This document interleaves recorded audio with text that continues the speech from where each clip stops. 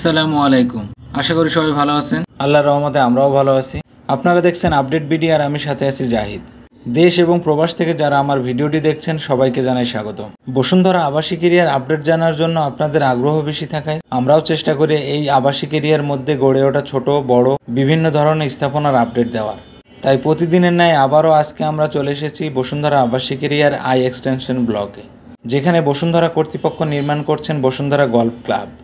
আজকে আপনাদেরকে দেখানো এবং জানানোর চেষ্টা করব এই গল্ফ ক্লাবে কি কি থাকছে এবং এর কাজ কতটুকু অগ্রসর হয়েছে।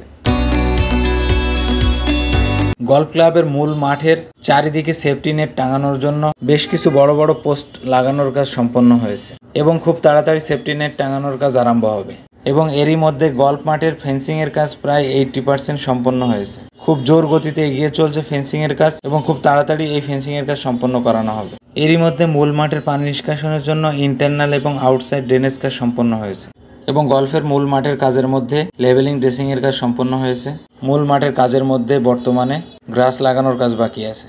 এই গল্ফ ফিল্ডে টোটাল 5টি টার্গেট হোল আছে, যেগুলো থাকবে অটোমেটিক এবং রোবোটিক সিস্টেম। বর্তমানে এগুলোর কাজ চলমান রয়েছে, খুব তাড়াতাড়ি এগুলো শেষ করানো হবে বলে জানিয়েছে এই ফিল্ডে কর্তব্যরত ইঞ্জিনিয়ারগণ।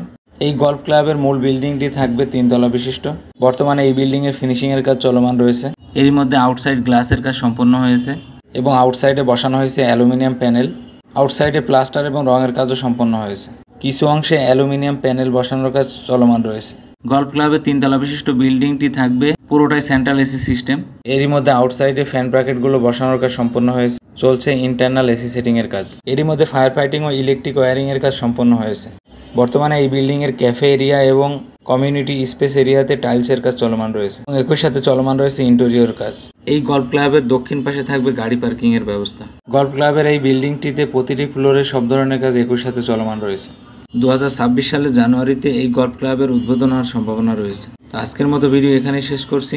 দেখা হবে বসুন্ধরা আবাসিকের নতুন কোনো আপডেট ভিডিও নিয়ে। ততদিনে অবশ্যই অপেক্ষা করবেন। আর ভিডিওটি যদি ভালো লেগে থাকে লাইক, কমেন্ট এবং শেয়ার করবেন। আর আপনি যদি আমার চ্যানেলে নতুন হয়ে থাকেন অবশ্যই চ্যানেলটিকে সাবস্ক্রাইব করে বেল বাটনটি বাজিয়ে রাখবেন, যাতে করে এই চ্যানেলে আপলোড হওয়া প্রতিটি ভিডিও সবার আগে পৌঁছে যায় আপনার কাছে।